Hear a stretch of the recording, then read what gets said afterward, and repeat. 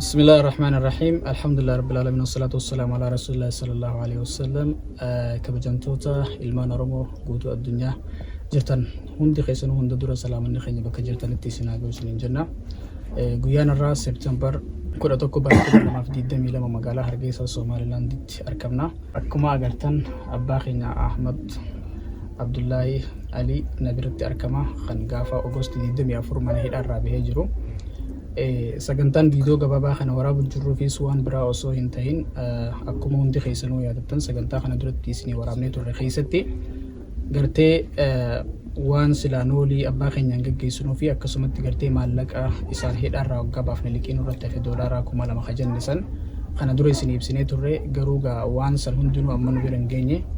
ammoo maallaqa hanga xiqqaa gartee inni nooliidha godhatee biyyatti hin galu qopheessinee jirra. Kanaaf bakka manguddoonnis jiranitti maallaqa san gartee abbaa keenya Ahmad Abdullaahitiin gahuudhaaf amma akkuma sitti ilaaltanii agartan maallaqa kana already lakkoonnee jirra. Maaliif viidiyoo irratti takka takkaan lakkaan waan yeroo fudhatuuf jecha lakkoonnee manguddoonnis irra walii gallee jirra. Asitti argamu kuni qarshii Itoophiyaa 20,000 kunis qarshii 10,000 kun immoo qarshii 2,300 jechuudha. Walii gara qarshii 30,000 في كاشي كم صد ميلا ما في لبس ديجو دولار كونو كنمو كان مغرتي نولي اسين غوج عليتي بشان ساغلتو ولي جلا مالك ايتوبيا كاشي كم صد ميلا ما في لبس دي بكم غدوني جلوتس كوري تلو اولتما هوجي خنا جال قبر هانغ دومات بكان غيسي بكبو قودان انيس كنو مالك خنا اديرو احمد عبد الله كان دبرسو اسمانين من غدو تبرت dabarsaa adeeroo kunoo maalleen gaasiif jecha qopheessine kana atis ummata waan jettu siitu bihaa kunoo amaanaan harka keetiin geenye jechuudha. Kalmaa galatoomaa gaba kiyyaan fitadhe. Bismillah ya salatu wassalamu ala nabiyyina sallallahu alayhi wa sallam. Ya ilmaan Oromoo bika jirtanitti galatoomaa gartee ulfaadhaa gartee dhiira dhalaan keessan bika jirtanitti rabbiin gartee oliin isin haa deemu gartee rabbiin isin oliin isin haa deemu wanni isin jiru gartee galatoomaan ja'a. أني الحمد لله رب العالمين أرتي أمتهم أرومو بكجرت الإيراد الآن ورينا كنا رابطني وري قرتي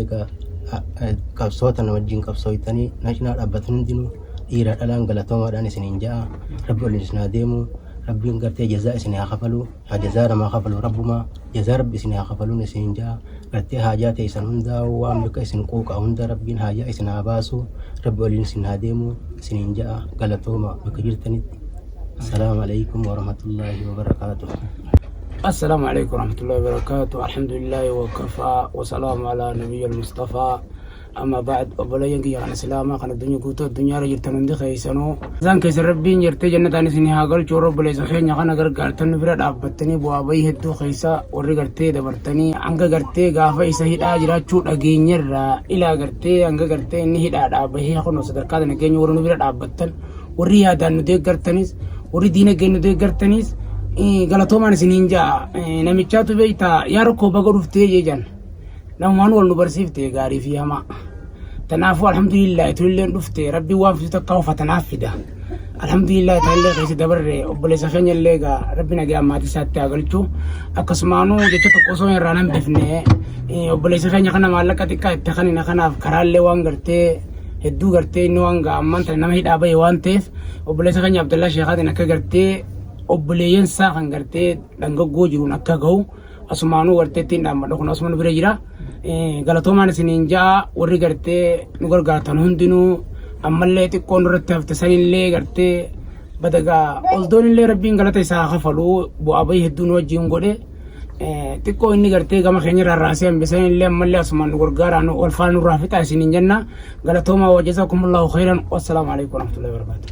Assalamu alaikum warahmatullahi wabarakatuh. Oromoon hundi kadhaa kabaha kaara jiru as keessa jiru lammiin Oromoo obboleessa keenya kana nu wajjin kuuqamee nu wajjin laalate sadarkaa tana nu wajjin irra baasee asiin gahe dura horee irraa kaasee hojjettoota hojii tana nu wajjin halkanii guyyaa irra dheebotii irra rakkatee irraa kaasee jazaan isaanii jannataa. Assalaamu alaikum warahmatullahi wabarakatuh jaa obboleessa keenya kun wallaa shaantaa kana wajjin irra haaree goone